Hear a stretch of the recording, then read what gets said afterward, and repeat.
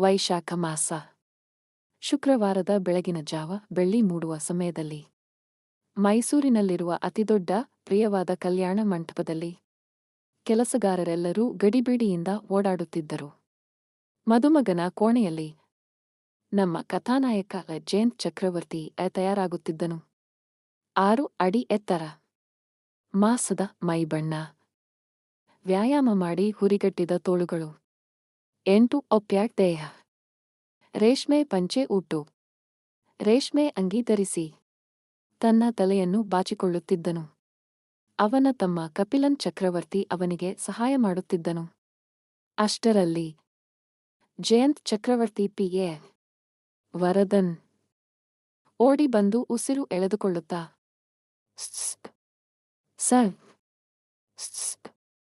Sir ಎಂದು ಕೂಗಿದನು. ಏನೋ, ಯಾಕೆ ಹೀಗೆ ಓಡಿ ಬಂದೆ? ಏನು ವಿಷಯ ಹೇಳು ಎಂದು ಜಯಂತ್ ಕೇಳಿದನು. ಸರ್, ನೀವು ಹೇಳಿದ ಹಾಗೆ ರಾತ್ರಿ ಹೆಣ್ಣಿನ ಕೋಣೆಗೆ ಹೋಗಿ. ಈ ಮದುವೆ ಕೇವಲ 1 ತಿಂಗಳಿಗೆ ಮಾತ್ರ. ನೀವು ಈ 1 ತಿಂಗಳು ಮಾತ್ರ ಜಯಂತ್ ಸರ್ ಅವರ ಹೆಂಡತಿಯಾಗಿರುತ್ತೀರಿ. ಅದಕ್ಕೆ ನೀವು ಒಪ್ಪಿಕೊಂಡರೆ ಮಾತ್ರ ಈ ಮದುವೆ. ಇಲ್ಲದಿದ್ದರೆ ನಮ್ಮ ಸರ್ ಮದುವೆಯನ್ನು ನಿಲ್ಲಿಸಿಬಿಡುತ್ತಾರೆ ಎಂದು ಹೇಳಿದೆನು ಸರ್. ಅದು ಮಾತ್ರವಲ್ಲದೆ ನೀವು ಒಪ್ಪಿಕೊಂಡಿದ್ದಕ್ಕೆ ಸಾಕ್ಷಿಯಾಗಿ ಈ ಪತ್ರದಲ್ಲಿ ಸಹಿ ಹಾಕಿ ಕೊಡಿ ಎಂದು ಕೇಳಿದೆನು. ಅದಕ್ಕೆ ಆ ಹುಡುಗಿ, ನಾನು ಯೋಚಿಸಬೇಕು. ಆದ್ದರಿಂದ ಪತ್ರವನ್ನು ಕೊಟ್ಟು ಹೋಗಿ. ಬೆಳಿಗ್ಗೆ ಮದುವೆಗೆ ಮುಂಚೆ ತೆಗೆದುಕೊಳ್ಳಿ ಎಂದಳು ಸರ್. ನಾನು ಹೇಳಿದೆ, ಈಗಾಗಲೇ ನಮ್ಮ ಸರ್ ನಿಮ್ಮ ಬಳಿ ಫೋನ್ನಲ್ಲಿ ಕೇಳಿದಾಗ ಸರಿ ಎಂದು ತಾನೇ ಹೇಳಿದಿರಿ. ಈಗ ಸಹಿ ಹಾಕಲು ಏನು ಎಂದು ಕೇಳಿದೆ. ಅದಕ್ಕೆ ಅವಳು, ನಾನು ಆಗ ಬೇರೆ ಮೂಡ್ನಲ್ಲಿ ಇದ್ದೆ. ಈಗ ಬೇರೆ ಮೂಡ್ನಲ್ಲಿ ಇದ್ದೀನಿ. ನಾನು ಸಹಿ ಹಾಕುವುದಿಲ್ಲ ಎಂದು ಹೇಳಿಲ್ಲವಲ್ಲ. ಬೆಳಿಗ್ಗೆ ಹಾಕಿ ಕೊಡುತ್ತೇನೆ ಎಂದು ತಾನೇ ಹೇಳುತ್ತಿದ್ದೇನೆ. ಹೋಗಿ ಎಂದು ಹೊರಗೆ ತಳ್ಳಿ ಬಾಗಿಲು ಹಾಕಿದಳು ಸರ್.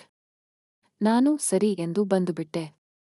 ಈಗ ಕೋಣೆಗೆ ಹೋಗಿ ನೋಡಿದರೆ ಪತ್ರ ಮಾತ್ರ ಇದೆ. ಹುಡುಗಿ ಕಾಣುತ್ತಿಲ್ಲ ಸರ್.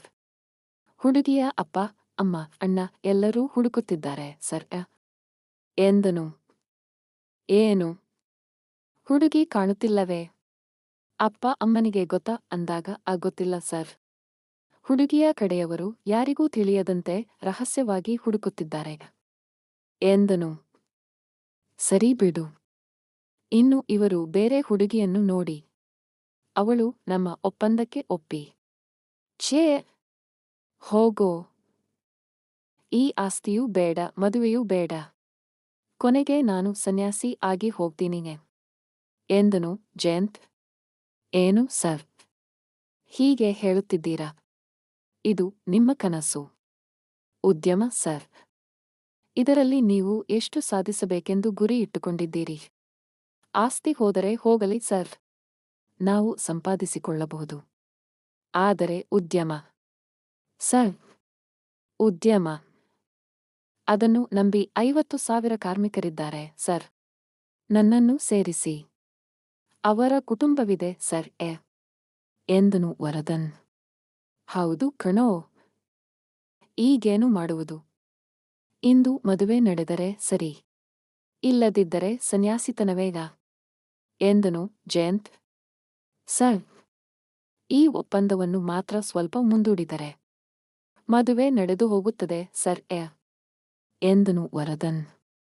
ಅದೆಲ್ಲ ಸಾಧ್ಯವಿಲ್ಲ. ಮದುವೆ, ಹೆಂಡತಿ, ಮಕ್ಕಳು ಎಂಬ ಜೇಡರ ಬಲೆಯಲ್ಲಿ ಸಿಲುಕಿಕೊಳ್ಳಲು ನನಗೆ ಇಷ್ಟವಿಲ್ಲ.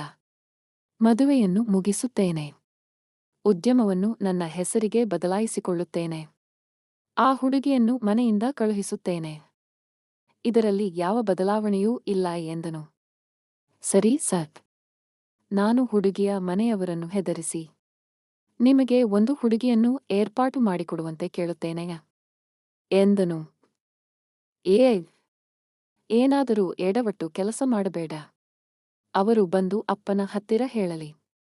ಅಪ್ಪನನ್ನೇ ಇಟ್ಟು ಮಾತನಾಡಿಸೋಣ ಎಂದನು. ಅಷ್ಟರಲ್ಲಿ ಮದುಮಗಳು ಕಾಣೆಯಾದ ವಿಷಯ ಎಲ್ಲರಿಗೂ ತಿಳಿಯಿತು. ಜಯಂತ್ನ ತಂದೆ ಅಲ್ಲಿ ಎಲ್ಲರನ್ನೂ ಸೇರಿಸಿ ನ್ಯಾಯ ಕೇಳಿದರು. ಹುಡುಗಿಯ ತಂದೆ ಚಂದ್ರಪ್ಪ ತಲೆ ತಗ್ಗಿಸಿ ನಿಂತಿದ್ದರು. ಚಂದ್ರಪ್ಪನ ಅಣ್ಣ ಇಂದ್ರಪ್ಪ ಇವರಿಬ್ಬರೂ ಅವಳಿಗಳು ಮುಂದೆ ಬಂದು ನಾನು ಒಂದು ಮಾತು ಹೇಳಬಹುದೇ ಎಂದರು. ಹೇಳಿಯೇ ಎಂದರು ಜಯಂತ್ನ ಅಪ್ಪ ಶಂಕರಪ್ಪ. ನನ್ನ ತಮ್ಮನ ಮಾನ ಕಾಪಾಡಲು ನನ್ನ ಮಗಳು ರಚನಾಳನ್ನು ನಿಮ್ಮ ಮಗನಿಗೆ ಕೊಡಲು ನಾನು ತಯಾರಿದ್ದೇನೆ. ಆದರೆ ನಾನು ಒಬ್ಬ ರೈತ. ಚಂದ್ರನಷ್ಟು ಓದಿಲ್ಲ, ಆದರೆ ನನ್ನ ಮಗಳನ್ನು ಓದಿಸಿದ್ದೇನೆ. ನನ್ನ ಪ್ರಕಾರ ಶಿಕ್ಷಣವೇ ಆಸ್ತಿ. ಆದ್ದರಿಂದ ಸೌಮ್ಯಾಳಷ್ಟೇ ಓಡಿಹೋದ ಹುಡುಗಿ ನನ್ನ ಮಗಳು ಓದಿದ್ದಾಳೆ. ನನ್ನ ತಮ್ಮನ ಮಟ್ಟಕ್ಕೆ ನಾನು ನನ್ನ ಮಗಳಿಗೆ ಮದುವೆ ಮಾಡುತ್ತೇನೆ. ಆದರೆ ನಾವು ಹಳ್ಳಿಯವರೂ ಎಂದರು ಇಂದ್ರಪ್ಪ. ಕೂಡಲೇ ಚಂದ್ರ ಅಣ್ಣನಿಗೆ ಕಣ್ಣುಗಳಲ್ಲೇ ಕೃತಜ್ಞತೆ ಹೇಳುತ್ತಾ ಅವರ ಕಾಲಿಗೆ ಬೀಳಲು ಹೋದರು. ಆದರೆ ಇಂದ್ರಪ್ಪ ತಡೆದು ನನ್ನ ತಮ್ಮನಿಗೆ ಒಂದು ಅವಮಾನವಾದರೆ ಅದು ನನಗೂ ಆದಂತೆ. ನೀನು ಯಾಕೆ ನನ್ನ ಕಾಲಿಗೆ ಬೀಳಬೇಕು ಎಂದು ಗಟ್ಟಿಯಾಗಿ ತಬ್ಬಿಕೊಂಡರು. ಶಂಕರಪ್ಪ ಅವರು ಹೇಳುವುದನ್ನು ಕೇಳಿ ತನ್ನ ಪತ್ನಿ ಶ್ಯಾಮಲಾದೇವಿ ಬಳಿ ನಿನಗೆ ಇದರಲ್ಲಿ ಇಷ್ಟವೇ ಎಂದು ಕೇಳಿದರು. ಅವರು ಹುಡುಗಿಯನ್ನು ನೋಡಬೇಕು ಎಂದು ಹೇಳಿದರು. ಇಂದ್ರ ಅವರು ರಚನಾಳನ್ನು ಕರೆದುಕೊಂಡು ಬರಲು ಹೇಳಿದರು. ಈ ಕತೆ ಇನ್ನೂ ಮುಂದುವರಿಯಲಿದೆ. ಧನ್ಯವಾದಗಳು.